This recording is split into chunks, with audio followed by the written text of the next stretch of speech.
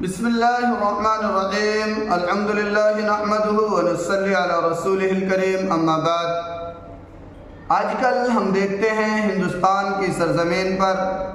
ہندوستان میں بہت زیادہ چیزوں کی مہنگائی ہے،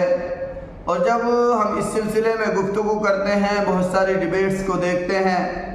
تو مورد الزام اسلام اور مسلمانوں کو ٹھہرا دیا جاتا ہے کہ مسلمانوں میں کثرت آبادی ہے، آبادی کی کثرت ہے، روز بروز بڑھتی جا رہی ہے، جس کی وجہ سے ہندوستان میں بہت زیادہ مہنگائی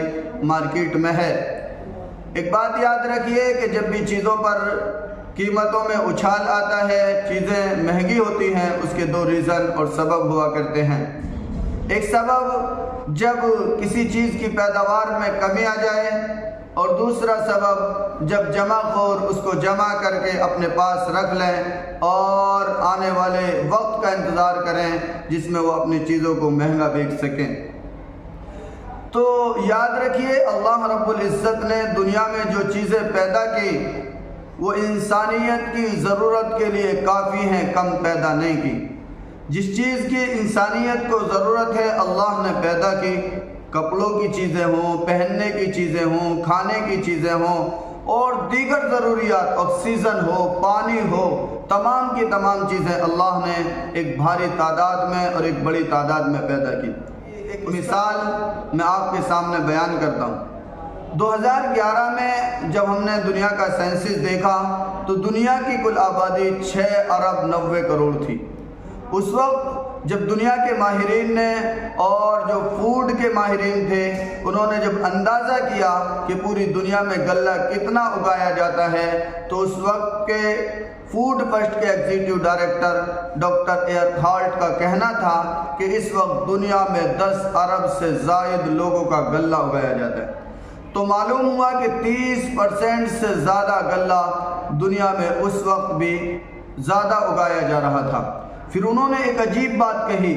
کہ اگر دنیا کی آبادی 10 ارب بھی ہو جائے تب بھی ہمیں گھبرانے کی کوئی ضرورت نہیں ہے۔ ان سے پوچھا گیا کہ گھبرانا کیوں نہیں چاہیے؟ آبادی کی کثرت سے زمین جو کاشتکاری کی ہے وہ گھٹ جائے گی، فیکٹریاں بنیں گی، مکانات بنیں گے، روڈز بنیں گے، شہر بسیں گے۔ تو انہوں نے ایک عجیب بات کہی کہ افریقہ کے جنگل میں جو اگنی سونا زون 400 ملین ہیکٹیئر رقبہ پڑا ہوا ہے، اگر اس پر بھی کاشتکاری کر لی جائے تو بھی 10 ارب لوگوں کو وہ اکیلا جنگل غلہ دے سکتا ہے۔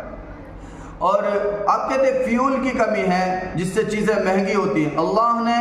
فیول کو پیدا کیا اور وہ آج تک کم نہیں ہوا، لیکن اس کے باوجود اگر فیول زیرو ہو جائے تو ڈاکٹر جیکن کالن نے اپنی کتاب میں لکھا تھا، جو 1981 میں شائع ہوئی آبادی کے خلاف جنگ، جس میں کہا تھا کہ اگر فیول، ڈیزل اور ایسی چیزیں جن سے بجلی اور چیزیں پیدا کی جاتی ہیں، اگر وہ ان کا استعمال زیرو بھی ہو جائے تو بھی سورج کی گرمی سے ہم وہ توانائی حاصل کر سکتے ہیں جس سے پوری دنیا کو توانائی اور لائٹ دی جا سکتی ہے۔ تو معلوم ہوا کہ اللہ نے قرآن میں کہا وَمَا مِن دَابَّةٍ فِي الْأَرْضِ إِلَّا عَلَى اللَّهِ رِزْقُهَا، کہ ہم ہر زمین پر رہنے والی چیز کے رزق کا انتظام کرتے ہیں، اس کے کھانے کا انتظام کرتے ہیں، اس کے پہننے کا انتظام کرتے ہیں، اور اس کے رہنے کا انتظام کرتے ہیں۔ اور کثرت آبادی، یہ تو زمانہ جاہلیت کی بات تھی۔ وہ کہتے تھے کہ جتنی اولاد زیادہ ہوگی اس سے غربت آئے گی، اس سے ناداری آئے گی۔ اللہ تعالیٰ نے کہا وَلَا تَقْتُلُوا أَوْلَادَكُمْ خَشْيَةَ إِمْلَاقٍ، تم غربت کے ڈر سے، ناداری کے ڈر سے، مفلسی کے ڈر سے اور محتاج ہو جانے کے ڈر سے اپنی اولاد کو قتل نہ کرو، ہم ان کو بھی رزق دیتے ہیں، ہم آپ کو بھی رزق دیتے ہیں۔ تو معلوم ہوا کہ مہنگائی اگر مارکیٹ میں ہے تو اللہ رب العزت نے چیزوں کو تو بہت بڑی تعداد میں پیدا کیا ہے، آبادی سے زیادہ، ضرورت سے زائد چیزیں اللہ نے پیدا کی ہیں، اور جس چیز کی ضرورت ہے وہ اللہ نے پیدا کی ہے۔ اگر پھر بھی مارکیٹ میں تیزی ہے، مہنگائی ہے، تو اس کا ریزن صاف ہے کہ حکومتیں اپنا کام صحیح انداز سے نہیں کر رہی ہیں، جس کی وجہ سے جمع خوروں نے ان تمام چیزوں کو جمع کر لیا ہے، اور جب ان کو لگتا ہے کہ اب مہنگائی کا وقت ہے، اب چیزوں کی لوگوں کو ضرورت ہے، تب وہ چیزیں مارکیٹ میں اتار کر لوگوں سے مہنگی قیمت وصول کرتے ہیں۔ اس لیے اس میں کسی کو دوش دینے کی ضرورت نہیں ہے۔ اللہ نے جتنی آبادی پیدا کی اس سے زیادہ چیزوں کو اللہ نے دنیا میں اتارا ہے۔ اب ذمہ داری ہے حکام کی، ذمہ داری ہے امراء کی، اور ذمہ داری ہے سلاطین کی اور حکومتوں پر قابض رہنے والے افراد کی کہ وہ اپنی ذمہ داریوں کو نبھائیں